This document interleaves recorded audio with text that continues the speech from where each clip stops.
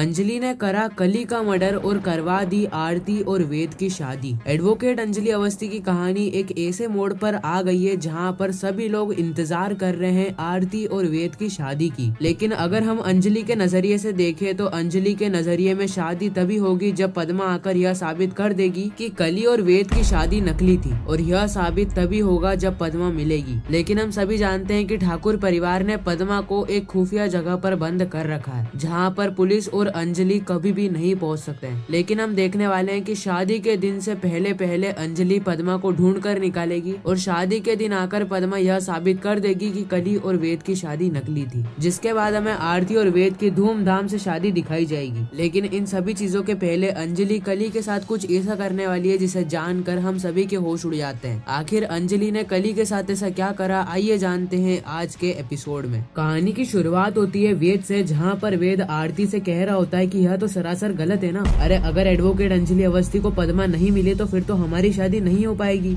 हमें जल्द से जल्द पद्मा मौसी को ढूंढकर निकालना पड़ेगा। इस वक्त तक आरती और वेद बहुत ज्यादा चिंता में होते हैं क्योंकि इस वक्त तक उनको पद्मा मौसी नहीं मिली थी, और अगर पद्मा मौसी नहीं मिलती है तो आरती और वेद की शादी रुक जाएगी क्योंकि अंजलि कोर्ट के पेपर लेकर आ जाएगी सीधे उनकी शादी के मंडप में, और शादी के मंडप में आने के बाद होगा एक बड़ा तमाशा जहाँ पर आरती और वेद की शादी रुक जाएगी। लेकिन हम सभी जानते हैं कि वेद और आरती पद्मा को ढूंढकर निकाल लेंगे, जिसके लिए वेद और आरती बहुत ज्यादा चिंता में भी होते हैं। वेद आरती से कहता है कि आरती तुम्हें और मुझे दोनों को पता है कि पद्मा मौसी को किडनैप किया गया है, और हमें तो यह भी पता है कि पद्मा मौसी को ठाकुर परिवार और राजवंशी परिवार ने किडनैप करवाया है। किस वजह से करा है, किस जगह पर रखा है, यह सारी चीजें हमें पता है। लेकिन फिर भी हम अंजलि अवस्थी को सारी चीजें क्यों नहीं बता रहे हैं? अगर ये सारी चीजें अंजलि अवस्थी को पता चल जाएगी तो फिर तो उनके लिए आसान हो जाएगा ना। लेकिन आरती इस वक्त तक वेद को मना कर देती है और कहती है कि हम सारी चीजें अंजलि अवस्थी को जाकर नहीं बता सकते, क्योंकि अगर मम्मी को सारी चीजों के बारे में पता चल गया ना तो वह ठाकुर परिवार, राजवंशी परिवार और राजपूत परिवार को फंसाने की कोशिश करेगी। इन तीनों ही परिवार के खिलाफ जाकर सबूत ढूंढेगी, इन तीनों ही परिवार को फंसाने की कोशिश करेगी। क्योंकि भले ही मेरी माँ 21 सालों तक कोमा में थी, भले ही मेरी माँ कोमा में जी रही थी, मेरी माँ की देखभाल मैंने करी है, लेकिन फिर भी मेरी मम्मी के अंदर अभी भी वही 21 साल पुराना खून दौड़ रहा है, जहाँ पर वह राजपूत परिवार के खिलाफ जाती थी सिर्फ और सिर्फ अपने प्यार अमन को पाने के लिए। साथ ही उसने दो बार राघव सिंह राजपूत को कोर्ट के अंदर हरा भी रखा है, इसकी रिपोर्ट भी मेरे पास है। लेकिन मम्मी को अगर यह सारी चीजों के बारे में पता चल गया ना तो वह युवराज सिंह ठाकुर से बदला लेगी, राघव सिंह राजपूत से बदला लेगी, और अब तो आपका परिवार भी आ चुका है, अब तो आपके परिवार को भी मेरी माँ नहीं छोड़ेगी। इसीलिए मैं कह रही हूँ कि एक बार हमारी शादी हो जाती है उसके बाद हम मम्मी को सारी सच्चाई के बारे में बता देंगे। लेकिन वेद कहता है कि अगर तुम्हारी माँ को सारी सच्चाई के बारे में पता चल गया तो वह तो शादी के बाद भी इन तीनों परिवार को फंसाने की कोशिश करेगी। लेकिन आरती इस वक्त तक वेद से कहती है कि लेकिन उस समय तक तो हमारी शादी हो चुकी होगी ना, एक बार हमारी शादी हो जाए, एक बार मम्मी मुझे आशीर्वाद दे दे, उसके बाद तो मैं मम्मी को संभाल लूंगी। इस और हम उन गुंडों को देखते हैं जो कि पद्मा को गाड़ी में भरकर ले जा रहे होते हैं एक ऐसी जगह पर जहाँ पर पद्मा को ढूंढने के लिए कोई भी ना आ सके। पद्मा के साथ साथ वहाँ पर बहुत सारी औरतें थी जो कि इन सभी चीजों का शिकार बन चुकी है। लेकिन अगर हम पद्मा की बात करें तो पद्मा को एक आदमी आता है, उठाकर एक ट्रक में डालता है और सारे ही दरवाजे बंद कर देता है, जहाँ पर पद्मा को बिल्कुल भी रोशनी नहीं आ रही होती है कि पद्मा किसी को देख सके, किसी से बातचीत कर सके, किसी को सच्चाई के बारे में बता सके। खैर अगर हम सच्चाई की बात करें तो पद्मा की बातों को कोई भी नहीं सुनने वाला है, क्योंकि ठाकुर परिवार और राजवंशी परिवार मिलकर यह सारे ही काम पता नहीं कितने सालों से करता हुआ आ रहा है। 21 साल पहले तो ठाकुर परिवार के पास पॉलिटिशियन पावर थी, इसलिए ठाकुर परिवार यह सारे ही काम करता रहता था। लेकिन जब से एडवोकेट अंजलि अवस्थी ने आकर ठाकुर परिवार का भी पर्दाफाश किया है, तब से ठाकुर परिवार भी छुप छुप कर यह सारे ही काम करने लगा है। और अगर हम बात करें पद्मा की तो पद्मा पूरी तरीके से फंस चुकी है, और अगर कोई पद्मा को बचाने के लिए आएगा तो वह है वेद की माँ हीना। आपको याद होगा पद्मा जब एक कमरे के अंदर बंद थी तो पद्मा को रास्ता दिखाने के लिए एक औरत आई थी, जिसने यह बता दिया था कि उस ड्रॉर के अंदर फोन रखा है और इस फोन से तुम किसी को भी फोन करके बता सकती हो और मदद मांग सकती हो। और अगर आपको याद हो तो वह फोन था हीना राजवंशी का, यानी कि वेद की माँ का। इसका मतलब तो यही है कि वेद की माँ वापस आ चुकी है, और अब शो के अंदर हमें वेद की माँ देखने को मिलने वाली है, जो कि पद्मा की हर समय आकर मदद करेगी और पद्मा को न्याय दिलवाएगी, अंजलि का साथ देगी, साथ ही आरती और वेद की शादी भी करवाएगी। इस ओर हम देखते हैं पंकज सर को जो कि अंजलि से कह रहे होते हैं कि अंजलि, हमें सोचने के लिए थोड़ा वक्त चाहिए क्योंकि हमें नहीं पता है पद्मा कहाँ पर है और किसने हमें फोन किया था। अंजलि इस वक्त तक पंकज सर से कहती है कि पंकज सर, जिस नंबर से फोन आया था वह नंबर था वेद की माँ का, यानी कि हीना राजवंशी का। इसका मतलब तो यही है ना कि हीना राजवंशी वापस आ चुकी है। और वैसे भी मेरे को यह केस हारना ही है। हमको पद्मा को बुलाना है, पद्मा के मुंह से यह बताना है कि वेद और कली की शादी नकली थी, जिसके बाद मैं खुद खड़े होकर मेरी बेटी की शादी करवा सकूं। मुझे भी पता है कि कली मेरे साथ धोखा कर रही है, लेकिन पंकज सर, मैं कानून के साथ खड़ी हूँ। मैं कानून के साथ खड़े होकर गद्दारी नहीं कर सकती हूँ, इसलिए मेरे को कानूनन तौर पर यह सारी चीजें करनी पड़ेगी। मेरे को वेद और आरती की शादी करवानी पड़ेगी क्योंकि मेरी बेटी की इच्छा है। और अगर हम वेद और कली की शादी की बात करें तो इनकी शादी तो वैसे भी नकली थी ही सही। एक बार अगर आकर पद्मा गवाही दे देती है, एक बार अगर पद्मा साबित कर देती है, उसके बाद तो मैं खुद खड़े होकर मेरी बेटी की शादी वेद से करवाऊंगी। अरे 21 सालों से मैंने अपनी बेटी से ढंग से बात तक नहीं करी है। पंकज सर कहते हैं कि ठीक है अंजलि अवस्थी, हमने मान लिया कि आपको यह केस हारना है और अपनी बेटी की शादी करवानी है, लेकिन हमें सोचने का समय चाहिए। अंजलि कहती है कि पंकज सर, अब सोचने का समय नहीं है। हमें जो भी करना है, जो भी एक्शन लेना है, हमें फटाफट लेना पड़ेगा क्योंकि वह कली मेरे सिर पर चढ़कर बैठी है। अगली तारीख आते ही वह मुझे बोलेगी कि यह साबित